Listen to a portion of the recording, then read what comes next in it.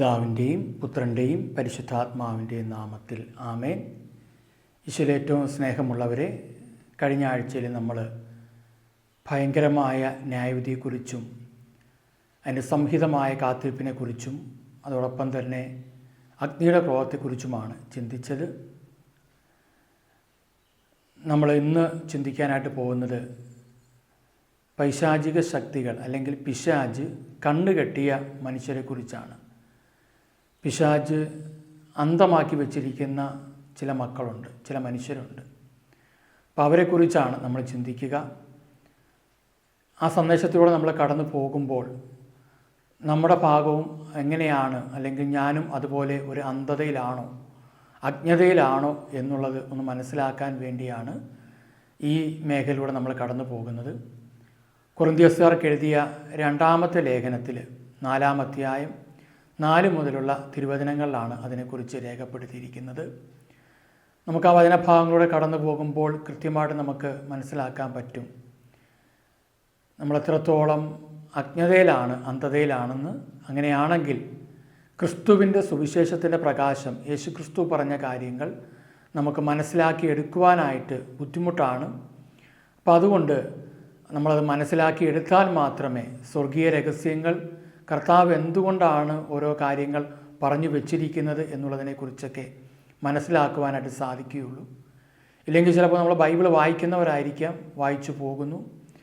ചിലപ്പോൾ അത് ഒരു ദിവസം ഇത്ര അധ്യായം, അല്ലെങ്കിൽ ഇത്ര വാക്യം, അല്ലെങ്കിൽ ഇത്ര പേജുകൾ ഒക്കെ നമ്മൾ വായിച്ച് ഇത്ര ദിവസം കൊണ്ടൊക്കെ വായിച്ചു പോകുന്നവരുണ്ട്. വിശുദ്ധ ഗ്രന്ഥം നമ്മൾ വായിക്കേണ്ടതാണ്, അത് ധ്യാനിക്കേണ്ടതാണ്. എന്നാൽ അതിൻ്റെ രഹസ്യങ്ങൾ നമുക്ക് മനസ്സിലാക്കേണ്ടതായിട്ടുണ്ട്. എങ്കിൽ മാത്രമേ നമ്മുടെ ജീവിതത്തിൽ കർത്താവ് നമ്മോട് എന്താണ് അരുളി ചെയ്തിരിക്കുന്നത്, ആ വചനഭാഗത്തിലൂടെ എന്താണ് കടന്നു വന്നിരിക്കുന്നത് മനസ്സിലാക്കാനായിട്ട് സാധിക്കുകയുള്ളൂ. ആ മേഖലകളെക്കുറിച്ചാണ് നമ്മളൊന്ന് ചിന്തിക്കുക. കൊരിന്ത്യസ്കാർക്ക് എഴുതിയ രണ്ടാമത്തെ ലേഖനം അതിൻ്റെ 4-ാം അധ്യായം 3 മുതലുള്ള തിരുവചനങ്ങൾ ഇപ്രകാരം നമ്മൾ വായിക്കുന്നു: ഞങ്ങളുടെ സുവിശേഷം നിഗൂഢമായിരിക്കുന്നെങ്കിൽ അത് നാശത്തിലേക്ക് പോകുന്നവർക്ക് മാത്രമാണ്. പൗലോസ് പറയുകയാണ്, ഞങ്ങളുടെ സുവിശേഷം നിഗൂഢമായിരിക്കുന്നെങ്കിൽ.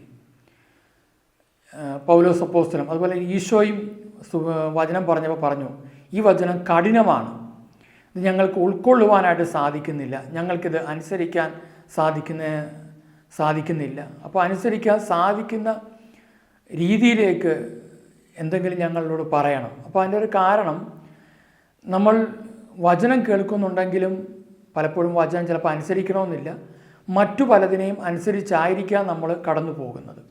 അപ്പോൾ ഇവിടെ വ്യക്തമായിട്ട് പറയുകയാണ്, ഒരു കഠിനമായ കാര്യമായിട്ട് പലരും വചനത്തെ കാണുന്നുണ്ട്. ഇതൊക്കെ ആർക്ക് സാധിക്കും? ഈശോയോട് പലപ്പോഴും ചോദിച്ചൊരു ചോദ്യമാണ് ശിഷ്യന്മാർ, ഇത് ആർക്ക് സാധിക്കും? ഇങ്ങനെയാണെങ്കിൽ രക്ഷ പ്രാപിക്കാൻ ബുദ്ധിമുട്ടാണല്ലോ എന്നൊക്കെ പറയുന്നത് നമ്മൾ ബൈബിളിൽ കാണുന്നുണ്ട്. അപ്പോൾ അതുകൊണ്ട് മനുഷ്യൻ എന്ത് ചെയ്യുന്നു വെച്ചാൽ എളുപ്പമാർഗ്ഗങ്ങൾ തേടി പോകുന്ന ഒരവസ്ഥ നമുക്ക് കാണാൻ പറ്റും. ഇവിടെ പറയുകയാണ്, ഞങ്ങളുടെ സുവിശേഷം നിഗൂഢമായിരിക്കുന്നെങ്കിൽ അത് നാശത്തിലേക്ക് പോകുന്നവർക്ക് മാത്രമാണ്. അടുത്ത വചനം പറയുന്നു, 4-ാം തിരുവചനം: ഈ ലോകത്തിൻ്റെ ദേവൻ അവിശ്വാസികളായ അവരുടെ മനസ്സിനെ അന്ധമാക്കിയിരിക്കുന്നു. തന്നിമിത്തം ദൈവത്തിൻ്റെ പ്രതിരൂപമായ ക്രിസ്തുവിൻ്റെ മഹത്വമേറിയ സുവിശേഷത്തിൻ്റെ പ്രകാശം അവർക്ക് ദൃശ്യമല്ല. ചിലപ്പോൾ നമ്മൾ വചനം കേൾക്കുമ്പോൾ നമ്മൾ പെട്ടെന്ന് നമ്മൾ ചിന്തിക്കുന്നൊരു കാര്യമാണ്, ഇതൊക്കെ എനിക്ക് അറിയാവുന്ന കാര്യമാണല്ലോ, ഇതൊക്കെ ഞാൻ എത്രയോ പ്രാവശ്യം കേട്ടിരിക്കുന്നു. ശരിയാണ്, ഒരുപാട് പ്രാവശ്യം ഞാൻ കേട്ട കാര്യമാണ്. പക്ഷേ എനിക്കത് മനസ്സിലാക്കാനായിട്ട് സാധിച്ചിട്ടുണ്ടോ? എൻ്റെ മനസ്സിലേക്കത് കടന്നു വന്നിട്ടുണ്ടോ? എൻ്റെ ജീവിതത്തിൽ ഞാനത് പ്രാവർത്തികമാക്കിയിട്ടുണ്ടോ എന്നുള്ളത് ചിന്തിക്കേണ്ട കാര്യമാണ്. നമ്മളിനി വരുന്ന അടുത്ത സന്ദേശങ്ങളിലൂടെയെല്ലാം, ശുശ്രൂഷകളിലൂടെയെല്ലാം ഒരു കാര്യമാണ് നമ്മൾ ശ്രദ്ധിക്കുന്നത്: എത്രത്തോളം ആഴപ്പെട്ട ഒരു വിശുദ്ധീകരണത്തിലേക്ക് എനിക്ക് വരുവാൻ സാധിക്കുമോ, അത്രത്തോളം ആഴപ്പെട്ട ദൈവം ആഗ്രഹിക്കുന്ന ഒരു പരിശുദ്ധിയിലേക്ക് കടന്നു വരാൻ വേണ്ടിയിട്ടാണ് നമ്മൾ ശ്രമിക്കുന്നത്. സാധിക്കുന്നിടത്തോളം നമ്മൾ എല്ലാ ആഴ്ചകളിലും ഈ ശുശ്രൂഷകൾ ഉണ്ടായിരിക്കുന്നതാണ്. എന്തെങ്കിലും മറ്റേതെങ്കിലും ഒരു തടസ്സം വന്നാൽ, തടസ്സങ്ങൾ ഉണ്ടാകാതിരിക്കട്ടെ, ഇനി തടസ്സം വന്നാൽ മാത്രമേ അത് നമ്മൾ റെക്കോർഡ് ചെയ്യാതിരിക്കുന്നുള്ളൂ. ഇടയ്ക്കുള്ള സമയങ്ങളിൽ നമ്മൾ ഷോർട്സുകളും ഇതിനോടൊപ്പം തന്നെ അയക്കുവാനായിട്ട് ആഗ്രഹിക്കുകയാണ്. കർത്താവിൻ്റെ വചനത്തിൻ്റെ ചില ചെറിയ ഭാഗങ്ങൾ മാത്രം ഒന്ന് പങ്കുവെച്ചും കൊണ്ട് പോകുന്നത്. എന്നാൽ അതിൻ്റെ പൂർണ്ണതയിലേക്ക് നമുക്ക് കടന്നു വരുവാൻ കുറച്ച് സമയമെടുത്ത് ചെയ്യുന്നതുകൊണ്ടാണ് ഒരു അരമണിക്കൂറോളം സമയം ഈ സന്ദേശങ്ങൾക്ക് വേണ്ടി നീക്കി വയ്ക്കുന്നത്. നിങ്ങൾ ദയവായിട്ട് നിങ്ങൾ താല്പര്യപൂർവ്വം അത് മുഴുവനായിട്ടും കാണുക. ഈ സന്ദേശങ്ങളെല്ലാം തന്നെ ഇടയ്ക്കിട്ട് കേട്ട് കഴിഞ്ഞാൽ നമുക്ക് എന്ത് പറ്റുന്നത്, ഒന്ന് സംശയം ഉണ്ടാകും, മറ്റൊന്ന് ആ വചനത്തിൻ്റെ പൂർണ്ണതയിലേക്ക് നമുക്ക് കടന്നു വരുവാനായിട്ട് സാധിക്കാതെ വരും. എനിക്കൊന്ന് പലപ്പോഴും പലരും അത്ര അങ്ങോട്ട് പൂർണ്ണമായിട്ടും അരമണിക്കൂർ സമയമെടുത്തൊന്നും കാണുന്ന ഒരു സ്കിപ്പ് ചെയ്ത് പോകുന്ന, ഇപ്പോൾ ഒരു ഇതിൽ 10 മിനിറ്റ് കണ്ടു, അത് കഴിഞ്ഞ് അല്ലെങ്കിൽ കേട്ടു, അത് കഴിഞ്ഞ് അടുത്ത വേറെ സന്ദേശത്തിലേക്ക് പോകുന്നു, വീണ്ടും കേട്ടു, അടുത്ത വേറെ സന്ദേശത്തിൽ പോകുന്നു, എങ്ങും ഒരു പൂർണ്ണതയില്ലാതെ പോകുന്ന മനുഷ്യരെ നമുക്ക് കാണുവാനായിട്ട് സാധിക്കും. അതുകൊണ്ട് നിങ്ങൾ ദയവായിട്ട് ഈ സന്ദേശങ്ങൾ ഉൾക്കൊള്ളണം, അത് മറ്റുള്ളവർക്ക് പങ്കുവെച്ചു കൊടുക്കണമെന്ന് ആദ്യമേ തന്നെ ഓർമ്മപ്പെടുത്തുകയാണ്. അതോടൊപ്പം തന്നെ നമ്മൾ ഇതിന് ആവശ്യമായിരിക്കുന്ന ചിലവുകൾക്ക് വേണ്ടിയിട്ടാണ് ഞാൻ നിങ്ങളുടെ സഹായം ചോദിച്ചിരുന്നത്. എന്തായാലും കഴിഞ്ഞ പ്രാവശ്യം ഒരു 1250 പേരോളം കണ്ടിരുന്നു. അപ്പോൾ അതിനകത്ത് പ്രാവശ്യം നമ്മൾ ഗൂഗിൾ പേ നമ്പരും അക്കൗണ്ടും ഒക്കെ കൊടുത്തിരുന്നു. ആരും നമ്മളെ സഹായിക്കാത്തതിൽ നമുക്കൊരു പരാതിയുമില്ല. ഒരു മനുഷ്യൻ പോലും, ഒരു വ്യക്തി പോലും ഒരു പൈസ പോലും തന്നില്ല എന്നുള്ളതാണ് അതിനകത്ത് കാണുവാൻ എനിക്ക് സാധിച്ചത്. പരാതിയായിട്ടല്ല, പക്ഷേ നമുക്ക് ഇതിനാവശ്യമായിരിക്കുന്ന ചിലവുകൾക്കെല്ലാം നമുക്ക് ഇപ്പോൾ ക്യാമറ, കമ്പ്യൂട്ടർ, എഡിറ്റിംഗ് സിസ്റ്റം, മറ്റു കാര്യങ്ങൾ എല്ലാം ക്രമീകരിക്കപ്പെടേണ്ടതായിട്ടുണ്ട്. അതോടൊപ്പം തന്നെ നമ്മൾ അന്ത്യകാല വസതിയോട് ചേർന്നുള്ള ചാപ്പലിൻ്റെ നിർമ്മാണത്തിന് വേണ്ടുന്ന സഹായങ്ങൾ, ഇതെല്ലാം കൂടെ ചേർത്തിട്ടാണ് നമ്മൾ അത് വെച്ചിരിക്കുന്നത്. നിങ്ങൾക്ക് താല്പര്യമുണ്ടെങ്കിൽ, ഒരു നിർബന്ധവുമില്ല, കാരണം പൈസയുടെ കാര്യം പറയുമ്പോൾ പെട്ടെന്ന് എല്ലാവരെയും മനസ്സിലേക്ക് വരുന്നത് കാശുണ്ടാക്കാനുള്ള ഒരു സംവിധാനമാണ്. ഒരിക്കലും എൻ്റെ വ്യക്തിപരമായ കാര്യത്തിന് വേണ്ടിയിട്ടോ മറ്റു കാര്യങ്ങൾക്കോ വേണ്ടിയിട്ടല്ല ഈ പണമെല്ലാം ഉപയോഗിക്കുന്നത്. ഇതെല്ലാം നമ്മൾ സുവിശേഷ വേലയ്ക്ക് വേണ്ടിയിട്ട് തരുന്ന കാശ് അതിൻ്റേതായ ശുശ്രൂഷകൾക്ക് വേണ്ടിയിട്ടാണ് നമ്മൾ ഉപയോഗിക്കുന്നത്. അപ്പോൾ അതുകൊണ്ട് നിങ്ങൾ ഓരോരുത്തരും നിങ്ങൾക്ക് ഉള്ള എങ്ങനെയാണോ നിങ്ങൾക്ക് സഹായിക്കാൻ അത് ഒരു രൂപയാണെങ്കിൽ പോലും സന്തോഷപ്രദമായിട്ട് കർത്താവിൻ്റെ പേരിൽ കൊടുക്കുമ്പോഴാണ് അതിന് അനുഗ്രഹം വരിക. അവിടെ ഒരു നിർബന്ധമല്ല, ഞാനത് സൂചിപ്പിച്ചു എന്ന് മാത്രം. അപ്പോൾ ഇനി ഏതെങ്കിലും അതിനെക്കുറിച്ച് കൂടുതൽ അറിയണമെന്നുണ്ടെങ്കിൽ നിങ്ങൾക്ക് ദയവായിട്ട് ഞങ്ങളെ കോൺടാക്റ്റ് ചെയ്യാവുന്നതാണ്. ചില വ്യക്തികളെ സംബന്ധിച്ചിടത്തോളം അവർക്ക് സഹായിക്കണമെന്ന് താല്പര്യമുണ്ട്, പക്ഷേ എന്ത് ചെയ്യണമെന്ന് അറിയാതിരിക്കുന്നവരുണ്ട്. ചിലർ ചിലപ്പോൾ വിമർശനവുമായിട്ട് കടന്നു വരുന്നവരുമുണ്ട്. നമുക്ക് ആരെയും നമ്മൾ പരാതി പറയുന്നില്ല. ഓരോരുത്തരെയും പരിശുദ്ധാത്മാവ് എങ്ങനെ പ്രേരിപ്പിക്കുന്നുവോ അതുപോലെ ഓരോരുത്തരും ചെയ്യണമെന്ന് മാത്രമേ സൂചിപ്പിച്ചുള്ളൂ.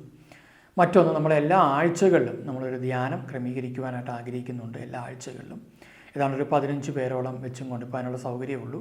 അപ്പോൾ അങ്ങനെ ഉള്ള സൗകര്യം എന്ന് പറയുമ്പോൾ നമുക്ക് കൃത്യമായിട്ട് അവർക്ക് താമസിക്കാനുള്ള സംവിധാനം ഒരുക്കണം, ഭക്ഷണം ഒരുക്കണം, അതും നല്ല രീതിയിൽ തന്നെ ആയിരിക്കണം. അതുകൊണ്ടാണ് നമ്മളൊരു 15 പേർക്ക് വേണ്ടിയിട്ടുള്ള 21 ദിവസം ഉപവാസ പ്രാർത്ഥന ജൂലൈ 21 മുതൽ തുടങ്ങുകയാണ്. അത് ഓഗസ്റ്റ് 11 തീരും. അത് കഴിഞ്ഞുള്ള ആഴ്ചകളിൽ താമസിച്ചുള്ള ധ്യാനം ഒരു മാസത്തിൽ 2 എണ്ണമെങ്കിലും ആദ്യം തുടങ്ങുന്നു. പിന്നെ ആൾക്കാർ ഉണ്ടെങ്കിൽ നമ്മളത് അടുത്ത സെക്ഷനിലേക്ക് മാറ്റുന്നു. ധ്യാനത്തിൻ്റെ പ്രത്യേകത ആണ് ആന്തരിക ശാരീരിക സൗഖ്യ ധ്യാനമെന്നാണ് അതിന് പേരിട്ടിരിക്കുന്നത്.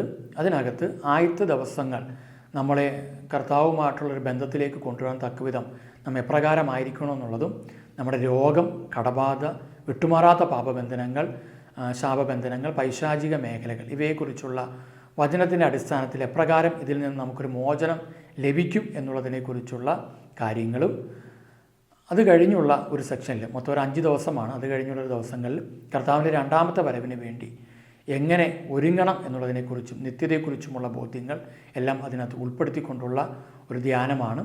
അപ്പോൾ അതുകൊണ്ട് ഈ 5 ദിവസം കൊണ്ട് നമുക്ക് അത്യാവശ്യം നമ്മുടെ ആത്മരക്ഷയ്ക്ക് വേണ്ടുന്ന കാര്യങ്ങൾ, അതോടൊപ്പം തന്നെ തീർച്ചയായിട്ടും കർത്താവ് നമ്മുടെ ശരീരങ്ങളെയും മറ്റു മേഖലകളെയെല്ലാം രക്ഷയുടെ അനുഭവത്തിലേക്ക് നയിക്കുകയും ചെയ്യുന്നത് ഒരു സൗഖ്യത്തിലേക്കും അനുഗ്രഹത്തിലേക്കും ഒരുപാട് ധ്യാനം കൂടി. ഒരിക്കലും ഒരു പ്രശ്നങ്ങളിൽ നിന്ന് ഒരു ശാശ്വത പരിഹാരമില്ല.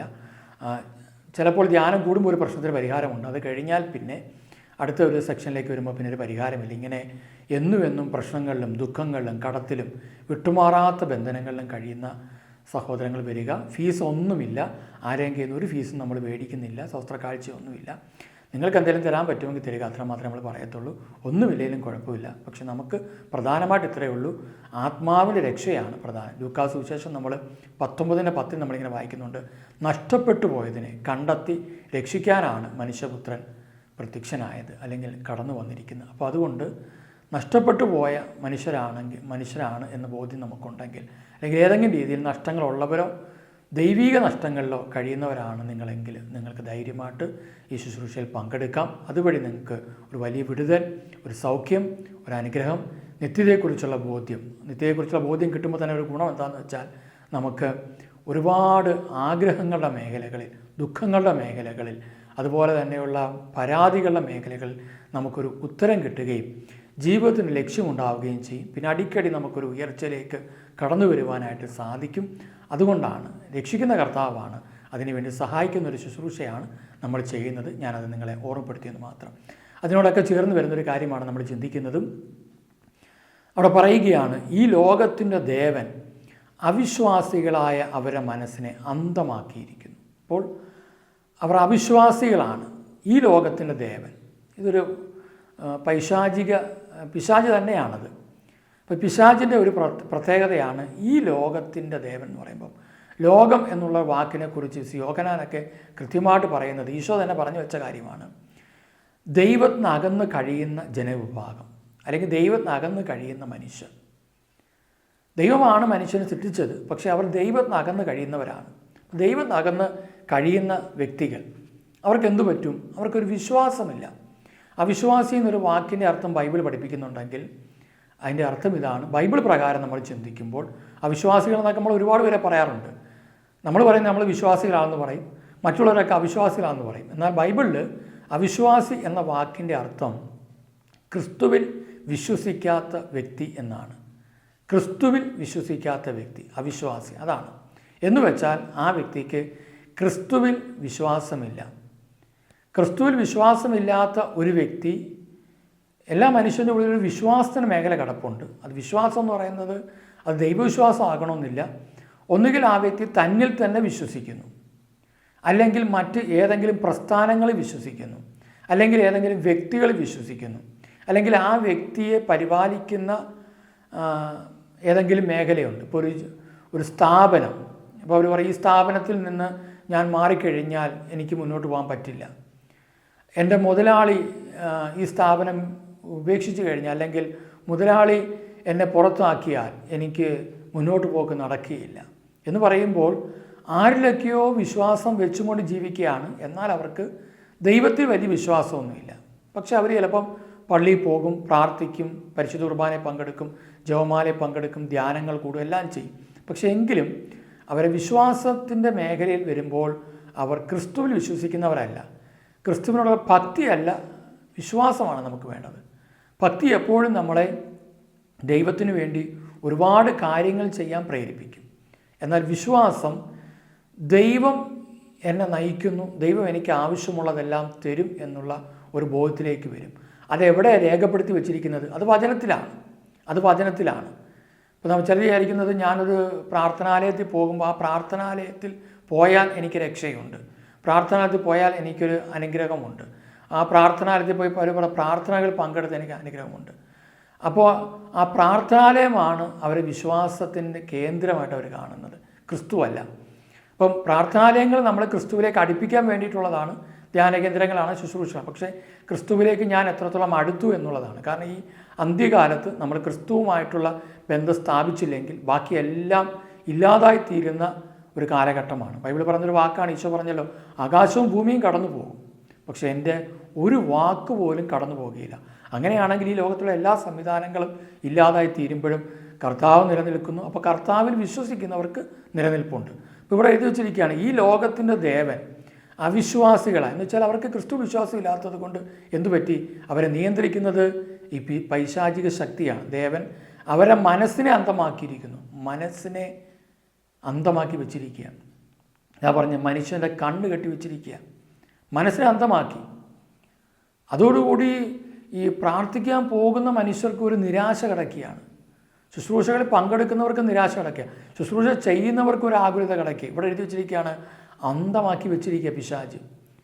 അപ്പോൾ പിശാച് അവരെ അന്ധമാക്കി വെച്ചിരിക്കുന്നത് കൊണ്ട് അതോടൊപ്പം തന്നെ പിശാച് അവർക്ക് ഒരുപാട് ഓഫറുകൾ കൊടുത്തു വെച്ചിട്ടുണ്ടായിരുന്നു. അതെന്തൊക്കെയാണെന്ന് വെച്ച് കഴിഞ്ഞാൽ ഈ ലോകത്തിൻ്റെതായ ഒരുപാട് ലക്ഷ്യങ്ങൾ അവരെ മനസ്സിൽ കൊണ്ടുവന്നു, സ്വപ്നങ്ങൾ കൊണ്ടുവന്നു. അതുകൊണ്ടാണ് ഈശോ പറഞ്ഞത്, നിങ്ങൾ ഈ ലോകത്തിലെ വസ്തുക്കളെ നിങ്ങൾ സ്നേഹിക്കരുതെന്ന് ഈശോ പറഞ്ഞതിൻ്റെ കാര്യം അതാണ്. പക്ഷെ അത് പലർക്കും മനസ്സിലാകുന്നില്ല എന്നുള്ളതാണ്. അവരെ സംബന്ധിച്ചോളം അവർക്ക് പിതാവിൻ്റെ ഒരു സ്നേഹം അവരിൽ കിട്ടുന്നില്ല. 1 യോഹന്നാൻ 2:15 നമ്മൾ വായിക്കുന്നുണ്ട്, ലോകത്തിലെ വസ്തുക്കളെ നിങ്ങൾ സ്നേഹിക്കരുത്. ആരെങ്കിലും ലോകത്തെ സ്നേഹിച്ചാൽ പിതാവിൻ്റെ സ്നേഹം അവനിൽ ഉണ്ടായിരിക്കുകയില്ല. കണ്ടോ, ലോകത്തെ സ്നേഹിക്കുന്നവർക്ക് പിതാവിൻ്റെ സ്നേഹം ലഭിക്കത്തില്ല. ലോകത്തിൻ്റെ സ്നേഹവും പിതാവിൻ്റെ സ്നേഹവും ഒരുമിച്ച് കൊണ്ടുപോകാമെന്ന് വിചാരിച്ചു കഴിഞ്ഞാൽ അത് പോഷത്തരമാണ്, നമുക്ക് നടക്കുന്ന കാര്യമല്ല. അത് കർത്താവ് തന്നെ വ്യക്തമായിട്ട് അപ്പസ്തലനോട് പറയുകയാണ്. എന്നിട്ട് പറയുകയാണ്, എന്തെന്നാൽ ജഡത്തിന് ദുരാശ, എന്ത് കണ്ടാലും എനിക്ക് വേണം. കണ്ണുകളുടെ ദുരാശ, കണ്ടോ, കണ്ണ് അന്തമാക്കി കഴിഞ്ഞാൽ കണ്ണുകളുടെ ദുരാശ കൂടും.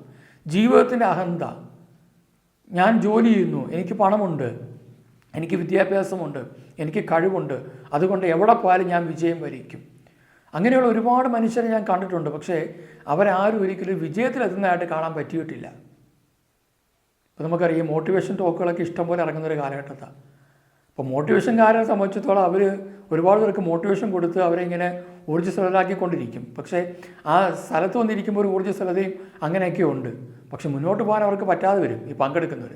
പക്ഷേ നയിക്കുന്നവരാണെങ്കിലോ അവർ ഈ മോട്ടിവേഷൻ നടത്തി അവർ അത്യാവശ്യ കാര്യങ്ങൾ നടക്കുകയും ചെയ്യും. അപ്പോൾ അവർ പറയും, നിങ്ങൾക്ക് കുറച്ചുകൂടെ കഴിയുമ്പോഴത്തേക്ക് ഈ ലോകത്തിൽ കോടിക്കണക്കിന് രൂപ വിലയുള്ള കാറ് കിട്ടും, വീട് കിട്ടും, അത് കിട്ടും, ഇത് കിട്ടും. ചുമ്മാ പണം നമുക്കൊന്നും കിട്ടുന്നില്ല.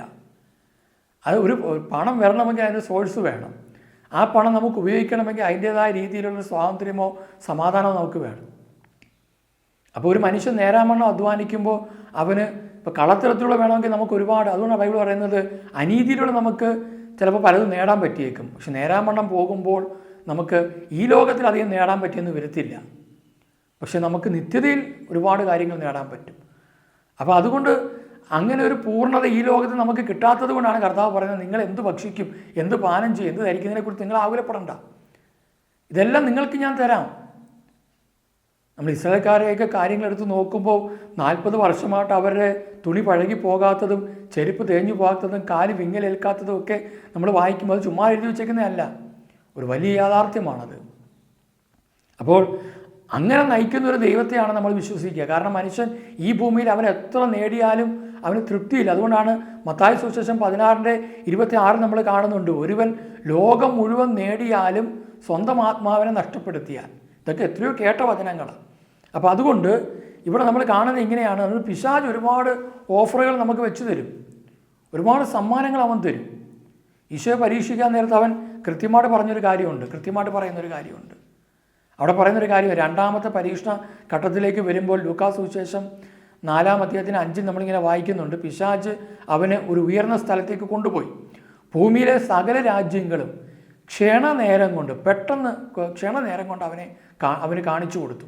ഒരുപാട് വ്യാഖ്യാനം ആവശ്യമുള്ള മേഖലയാണ്, എങ്കിലും ഞാനത് അതിൻ്റെ ഒരു ഭാഗം മാത്രം പറയാൻ വേണ്ടിയിട്ട് എടുത്തു എന്ന് മാത്രമേ ഉള്ളൂ.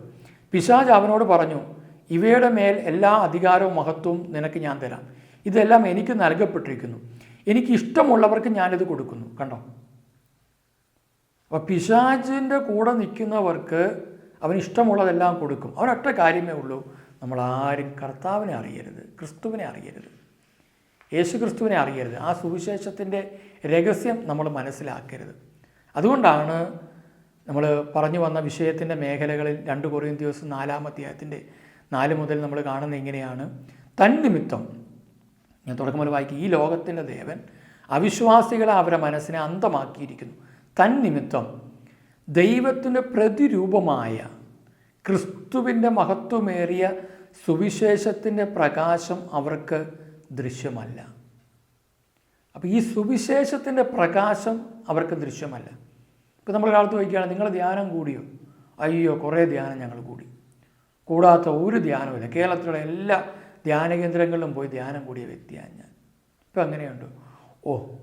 ആ വ്യക്തിക്ക് ചിലപ്പോൾ ഒരു അനുഭവം ഉണ്ടായി കാണത്തില്ല, അല്ലെങ്കിൽ ആ വ്യക്തി ഒരു രോഗത്തിൽ തന്നെ ഇപ്പോഴും കിടക്കുക, തകർച്ചയിൽ കിടക്കുക, ബുദ്ധിമുട്ടി കിടക്കുക. ഉടനെ ആ വ്യക്തി പറയുന്നത് എങ്ങനെയാണ്, ഇതെല്ലാം പറ്റിപ്പാണ്, ഇതെല്ലാം പണം ഉണ്ടാക്കാനുള്ള മാർഗങ്ങളാണ്. അങ്ങനെ നിങ്ങളെ ശ്രദ്ധിച്ച ഒരു കാര്യം പിടികിട്ടും, അവരൊരിക്കലും ചിലപ്പോൾ കുറ്റപ്പെടുന്നതായിരിക്കണമെന്നില്ല. കാരണം അങ്ങനെയുള്ള മാർഗങ്ങളുണ്ട്, ഇല്ലെന്നല്ല. പക്ഷേ അവരത് പറയുമ്പോൾ അവരുടെ ഉള്ളിൽ നിരാശ കിടപ്പുണ്ട്. കാരണം ഇത്രയും സ്ഥലത്ത് പോയിട്ട് എനിക്ക് രക്ഷപ്പെടാൻ പറ്റിയില്ലല്ലോ എന്ന് ചിന്തിക്കുന്ന കുറേ മനുഷ്യരുണ്ട്. ദൈവത്തിൻ്റെ അടുക്ക് പോയാൽ രക്ഷപ്പെടാമെന്ന് പറയുമ്പോൾ, രക്ഷ പ്രാപിക്കാമെന്നുള്ളതിനൊക്കെ രക്ഷപ്പെടാമെന്നുള്ള ചിന്ത അവരുള്ളൂ എന്ന് പറയുമ്പം ആ വഴിയും കൂടെ അടഞ്ഞാൽ പിന്നെ ഞാൻ എവിടെ പോയി രക്ഷപ്പെടും എന്നവർ ചിന്തിക്കുന്നു. ഇനി അവരെക്കുറിച്ച് ബൈബിളൊരു വാക്കുണ്ട്. അങ്ങനെ ഉള്ളവരുണ്ടെങ്കിൽ നിങ്ങൾ ചെയ്യേണ്ട ഒരു കാര്യമുണ്ട്. മത്തായി സുവിശേഷം 13:10 അവിടെ പറയുകയാണ്, അപ്പോൾ ശിഷ്യന്മാർ അടുത്തെത്തി അവനോട് ചോദിച്ചു, നീ അവരോട് ഉപമകൾ വഴി സംസാരിക്കുന്നത് എന്തുകൊണ്ട്? അവൻ മറുപടി പറഞ്ഞു, സ്വർഗരാജ്യത്തിൻ്റെ രഹസ്യങ്ങൾ അറിയാനുള്ള വരം നിങ്ങൾക്കാണ് ലഭിച്ചിരിക്കുന്നത്, അവർക്കത് ലഭിച്ചിട്ടില്ല. അപ്പോൾ അവർക്ക് ഏതാ ലഭിച്ചിരിക്കുന്നത്? ഈ വരം കിട്ടിയിട്ടില്ല. അവർ ഉപമ കേട്ട് നടക്കുന്നവരാണ്. അപ്പം നിങ്ങൾ ആദ്യം ചിന്തിക്കേണ്ടത്, നിങ്ങൾ ഇത്രയും നാളായിട്ട് ഒരുപാട് ധ്യാനകേന്ദ്രങ്ങളിൽ പോയിട്ട് ഇപ്പോഴും കഥയും സാക്ഷ്യവും സംഭവങ്ങളും എല്ലാം കേട്ട് നടക്കുന്ന വ്യക്തിയാണോ, അതോ സ്വർഗരാജ്യത്തിൻ്റെ രഹസ്യങ്ങൾ അറിയാൻ താല്പര്യമുള്ള വ്യക്തിയാണോ? നമ്മുടെ ധ്യാനത്തിലൊരു പ്രധാന ഭാഗം സ്വർഗരാജ്യ രഹസ്യങ്ങളുണ്ട്. അതെന്തുകൊണ്ടാണെന്ന് വെച്ച് കഴിഞ്ഞാൽ, ആ രഹസ്യങ്ങൾ നമ്മൾ മനസ്സിലാക്കുമ്പോൾ നമ്മുടെ ഉള്ളിൻ്റെ ഉള്ളിൽ ദൈവിക പ്രവർത്തനം നടക്കുകയും നമ്മുടെ വിശ്വാസത്തിൻ്റെ മേഖല വർദ്ധിക്കുകയും തനിയെ അത്ഭുതങ്ങളും അടയാളങ്ങളും സംഭവിക്കുകയും ചെയ്യും. കാരണം ഈശോ പറയുന്ന മറ്റൊരു അതുകൂടെ ചേർന്ന് ഞാൻ വായിച്ചു വരികയാണ്. ആ ഭാഗം നിങ്ങൾ എടുത്തു വെച്ച് പിന്നെ വായിച്ച് അവിടെ പറയുകയാണ്. എന്നിട്ട് പറയുകയാണ്, 12 ഉള്ളവന് നൽകപ്പെടും, അവന് സമൃദ്ധി ഉണ്ടാവുകയും ചെയ്യും, ഇല്ലാത്തവനിൽ നിന്ന് ഉള്ളതുപോലും എടുക്കപ്പെടും. ചിലർ ആ അവസ്ഥയിലാണ്. അതുകൊണ്ടാണ് ഞാൻ അവരോട് ഉപമകൾ വഴി സംസാരിക്കുന്നത്. കാരണം ഇനി നേരത്തെ അന്തമാക്കി വെച്ചെന്ന് പറഞ്ഞല്ലോ, അവർ കണ്ടിട്ടും കാണുന്നില്ല. ഇതെല്ലാം കണ്ടു, പക്ഷേ അവർക്കൊന്നും കാണാത്തതുപോലെയാണ്. സൃഷ്ടപ്രപഞ്ചത്തിലേക്ക് നോക്കിയാൽ തന്നെ ദൈവത്തിൻ്റെ അത്ഭുത പ്രവർത്തികൾ നമുക്ക് കാണാൻ പറ്റും. എന്തെല്ലാം കാര്യങ്ങൾ നമുക്ക് കാണാൻ പറ്റും. ഒരു മനുഷ്യ ജീവിതം തന്നെ അത്ഭുതമാണ്. പക്ഷെ അവർക്കതൊന്നും കണ്ടിട്ടും കാണുന്നില്ല. പക്ഷെ കാണാൻ പറ്റുന്നില്ല. കാരണം എന്താ? മറ്റേ അവൻ അന്തമാക്കി വെച്ചിരിക്കുക പിശാച്. കേട്ടിട്ടും കേൾക്കുന്നില്ല, ഗ്രഹിക്കുന്നുമില്ല. ഒരുപാട് കേട്ടു, പക്ഷേ ഒന്നും ഉള്ളിൽ കിടക്കുന്നില്ല. പക്ഷെ ജീവിതത്തിൽ പ്രശ്നമുള്ള മേഖലകൾ എപ്പോഴും ഉള്ളിൽ കിടക്കുക. അടുത്തത് ഏശയ്യായുടെ പ്രവചനം അവർ ഏശയ്യ പ്രവാചകൻ ഇത് പറഞ്ഞിട്ടുണ്ട്. ആ പ്രവചനം തന്നെ മത്തായി സുവിശേഷത്തിലും മറ്റു സുവിശേഷങ്ങളിലും അത് പറഞ്ഞിട്ടുണ്ട്. അപ്പസ്തോല പ്രവർത്തനങ്ങളിലും നമ്മൾ ഈ ഭാഗത്തിൻ്റെ മേഖലകൾ പൗലോസ് പറഞ്ഞായിട്ടും കാണും. അപ്പം 3 കാലഘട്ടങ്ങളിലും നമുക്കത് കാണുവാനായിട്ട് സാധിക്കും. അപ്പോൾ ഈ പ്രവാചകന്മാരുടെ കാലഘട്ടത്തിലുണ്ട്, യേശുവിൻ്റെ കാലഘട്ടത്തിലുണ്ട്, അപ്പസ്തോലന്മാരുടെ കാലഘട്ടത്തിലും ഈ മേഖല കാണാൻ പറ്റും. എന്നിട്ട് പറയുകയാണ്, നിങ്ങൾ തീർച്ചയായും കേൾക്കും, എന്നാൽ മനസ്സിലാക്കത്തില്ല. അപ്പോൾ കേൾക്കുന്നുണ്ട് ഒരുപാട് പേര്, മനസ്സിലാകുന്നില്ല. നിങ്ങൾ തീർച്ചയായും കാണും, എന്നാൽ ഗ്രഹിക്കുകയില്ല. അവർ കണ്ണുകൊണ്ട് കണ്ട്, കാതുകൊണ്ട് കേട്ട്, ഹൃദയം കൊണ്ട് മനസ്സിലാക്കി മാനസാന്തരപ്പെടുകയും ഞാൻ അവരെ സുഖപ്പെടുത്തുകയും അസാധ്യമാകുമാറ് ഈ ജനതയുടെ ഹൃദയം കഠിനമായി തീർന്നിരിക്കുന്നു. ഇപ്പം ഇവിടെ ഒരു വാക്ക് നിങ്ങൾ ശ്രദ്ധിച്ചറിയാൻ പറ്റും. മാനസാന്തരപ്പെട്ടു അവർക്ക് സൗഖ്യപ്പെടുന്നു. അപ്പം അങ്ങനെയെങ്കിൽ ഒരു അപകടം കിടപ്പുണ്ട്. മാനസാന്തരമില്ലാതെയും അനുതാപമില്ലാതെയും ഒരു സൗഖ്യം നിങ്ങൾക്ക് ലഭിക്കുന്നുണ്ടെങ്കിൽ അതിനകത്ത് എന്തോ ഒരു അപകടം കിടപ്പുണ്ട്. അന്ത്യകാലത്ത് പിശാച് ഒരുപാട് അത്ഭുതങ്ങളും അടയാളങ്ങളും പ്രവർത്തിക്കുമെന്ന് മത്തായി സുവിശേഷം 24 നമ്മൾ കൃത്യമായിട്ട് വായിക്കുന്നുണ്ട്. ഒരുപാട് പേരെ വഴിതെറ്റിക്കാൻ. അങ്ങനെയെങ്കിൽ ഇന്ന് പലരും ഒരുപാട് അത്ഭുതങ്ങൾ കാണുന്നു, അടയാളം കാണുന്നു, സൗഖ്യം കിട്ടി, അനുഗ്രഹങ്ങളൊക്കെ കിട്ടിയെന്നവർ പറയുന്നു. കടബാധ മാറി, രോഗം മാറി, കഷ്ടപ്പാട് മാറി. പക്ഷേ അവരുടെ ജീവിതത്തിൽ മാനസാന്തരമില്ല. അവരിപ്പോഴും പാപത്തിൻ്റെ അടിമത്തത്തിലാണ്. പല ടൈപ്പ് പാപങ്ങൾ, കോമൺലി നമ്മൾ കാണുന്ന പാപം മാത്രമല്ല, മറ്റു പല പാപങ്ങളുടെ അടിമത്തത്തിലാണ് അവർ. സ്വാഭാവികമായിട്ട് നമ്മൾ നോക്കുമ്പോൾ പുകവലി, മദ്യപാനം, വ്യഭിചാരം, മോഷണം, മറ്റു പാപപ്രവൃത്തികളൊക്കെ ആയിരിക്കും നമ്മൾ കാണുന്നത്. അത് മാത്രമല്ല, അതിനേക്കാൾ മറ്റു പല പാപങ്ങൾക്ക് അവർ ബന്ധനത്തിലാണ്, അടിമത്തത്തിലാണ് കഴിയുന്നത്. അവർ പ്രാർത്ഥിക്കുന്നുണ്ടാകാം, അവർക്ക് സൗഖ്യം കിട്ടിയിട്ടുണ്ടാകാം, എല്ലാം ലഭിച്ചിട്ടുണ്ടാകാം. പക്ഷേ അവർക്ക് ക്രിസ്തുവുമായിട്ടൊരു ബന്ധമില്ല. ക്രിസ്തു പറയുന്നത് പോലെ അല്ലെ പരിശുദ്ധാത്മാവിനെ നയിക്കപ്പെടുകയല്ല ചെയ്യുന്നത്. കാരണം അതുകൊണ്ടാണ് മത്തായി സുവിശേഷം 7 പറയുന്നുണ്ട്, അന്ന് പലരും വന്ന് ചോദിക്കും, നിൻ്റെ നാമത്തെ ഞങ്ങൾ രോഗികളെ സുഖപ്പെടുത്തി, പിശാചുകളെ ബഹിഷ്കരിച്ചു. ഈശോ പറഞ്ഞു, എനിക്ക് നിങ്ങളെ അറിഞ്ഞുകൂടാ, അനീതി പ്രവർത്തിക്കുന്നവരാണ് നിങ്ങൾ, എന്നിൽ നിന്ന് അകന്നു പോകാൻ പറഞ്ഞു. അപ്പം അങ്ങനെയെങ്കിൽ നമ്മളീ ടോക്ക് വരുന്നുണ്ട്, പിശാചിനും അത്ഭുതങ്ങളെ പ്രവർത്തിക്കാൻ പറ്റും. അതെങ്ങനെ പ്രവർത്തിക്കും? അതൊക്കെ നമ്മൾ അറിഞ്ഞിരിക്കണം. അപ്പോൾ അതുകൊണ്ടാണ് പറഞ്ഞത്, ഞാൻ അവരെ സുഖപ്പെടുത്തുകയും, ഇപ്പോൾ കർത്താവായിട്ട് സുഖപ്പെടുത്തണമെങ്കിൽ മാനസാന്തരപ്പെടുകയും, ഞാൻ അവരെ സുഖപ്പെടുത്തുകയും അസാധ്യമാക്കുമാറ് ഈ ജനതയുടെ ഹൃദയം കഠിനമായിരിക്കുന്നു. കണ്ടോ? ഇനി എന്താ? ചെവിയുടെ കേൾവി മന്ദീഭവിച്ചിരിക്കുന്നു, കണ്ണവർ അടച്ചു കളഞ്ഞിരിക്കുന്നു. അപ്പം ഈ ലോകത്തിൻ്റെ ദേവൻ അടച്ചു വെച്ചിരിക്കുകയാണ് പലരെയും കണ്ണുകൾ. അതുകൊണ്ട് സുവിശേഷത്തിൻ്റെ പ്രകാശം അവർക്ക് ദൃശ്യമല്ല. എന്നിട്ട് ശിശുമാർ പറയുകയാണ്, സ്വർഗീയ രഹസ്യങ്ങൾ അറിയാൻ ഒരുക്കപ്പെട്ട നിങ്ങളുടെ കാതുകൾ, അങ്ങനെയല്ല, തൊട്ട് മുകളിൽ വെച്ചിട്ട് ഞാൻ പറയുക, നിങ്ങളുടെ കാതുകൾ ഭാഗ്യമുള്ളവ, എന്തെന്നാൽ അവ കേൾക്കുന്നു. സത്യമായി ഞാൻ നിങ്ങളോട് പറയുന്നു, അനേകം പ്രവാചകന്മാരും നീതിമാന്മാരും നിങ്ങൾ കാണുന്നവ കാണാൻ ആഗ്രഹിച്ചു, എങ്കിലും കണ്ടില്ല. നിങ്ങൾ കേൾക്കുന്നവ കേൾക്കാൻ ആഗ്രഹിച്ചു, എങ്കിലും കേട്ടില്ല.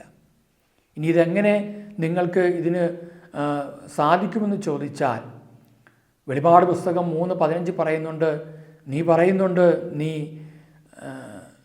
നീ നികൃഷ്ടനും ദയനീയനും ദരിദ്രനും അന്ധനും നഗ്നനുമാണെന്ന് നീ അറിയുന്നില്ല.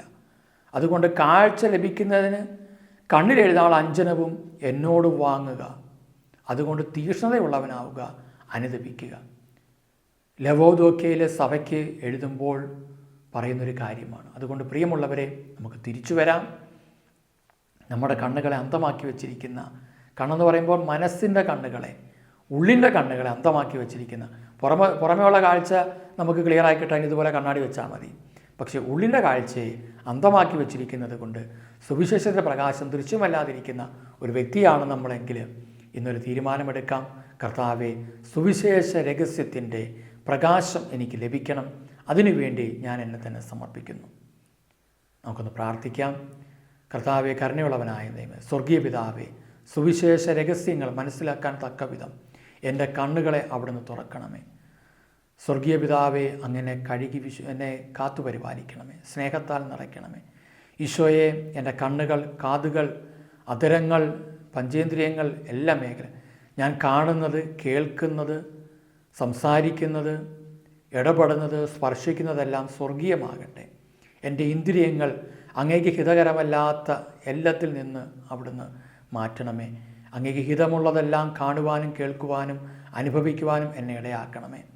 തിരത്വം കൊണ്ട് എന്നെ കഴുകി വിശുദ്ധീകരിക്കണമേ. ഈശോയെ, അങ്ങയുടെ ഓരോ അവയവങ്ങളിലേറ്റ മുറിവുകൾ എൻ്റെ ഓരോ അവയവങ്ങളെയും കഴുകുവാനും വിശുദ്ധീകരിക്കാനുമാണല്ലോ. എൻ്റെ മനസ്സിനെ വിശുദ്ധീകരിക്കണമേ, ആത്മാവിനെ ശുദ്ധീകരിക്കണമേ, ശരീരത്തെ ശുദ്ധീകരിക്കണമേ, സൗഖ്യപ്പെടുത്തണമേ. പരിശുദ്ധാത്മാവേ, ഉന്നത ശക്തി കൊണ്ട് എന്നെ നിറയ്ക്കണമേ. അങ്ങയുടെ ശക്തിയാൽ എൻ്റെ എല്ലാ അവയവങ്ങളും ജ്വലിക്കട്ടെ, നിറയപ്പെടട്ടെ.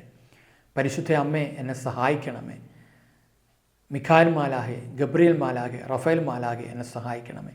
കർത്താവ് എനിക്ക് വേണ്ടി നൽകിയിരിക്കുന്ന കാവൽദൂതന്മാരെ ഒരിക്കൽ പോലും ദൈവഹിതമല്ലാത്തൊരു കാര്യത്തിൽ ഇടപെടുവാനോ വീണു പോകുവാനോ ഇടയാകാതെ എന്നെ സംരക്ഷിക്കണമേ. പിതാവിൻ്റെയും പുത്രൻ്റെയും പരിശുദ്ധാത്മാവിൻ്റെയും നാമത്തിൽ ആമേൻ. ഈശോയിൽ ഏറ്റവും സ്നേഹമുള്ളവരെ, നമ്മുടെ ഓൺലൈൻ ധ്യാനം ജൂലൈ 11, 12, 13 തീയതികളിലാണ്. വൈകുന്നേരം 7 മണി മുതൽ, വെള്ളി ശനി ഞായറാണ്, 7 മണി മുതൽ 10 മണി വരെയാണ്. അതോടൊപ്പം തന്നെ നമ്മുടെ ഉപവാസ ധ്യാനം അത് കഴിഞ്ഞിട്ട് ജൂലൈ 21 മുതൽ ഓഗസ്റ്റ് 11 വരെയാണ്. അത് കഴിഞ്ഞ് വരുന്ന ആഴ്ചകളിൽ താമസിച്ചുള്ള ധ്യാനങ്ങളുണ്ട്. നിങ്ങളുടെ എല്ലാവിധ പ്രാർത്ഥനകളും സഹായങ്ങളും സഹകരണങ്ങളും പ്രതീക്ഷിക്കുന്നു. കർത്താവ് നിങ്ങളെ അനുഗ്രഹിക്കട്ടെ. ഈ ശുശ്രൂഷ നിങ്ങളെല്ലാവരും പങ്കെടുത്തതിന് നന്ദി. കർത്താവ് എല്ലാവരെയും സമർത്ഥമായിട്ട് അനുഗ്രഹിക്കട്ടെ. Praise the Lord. Thank you.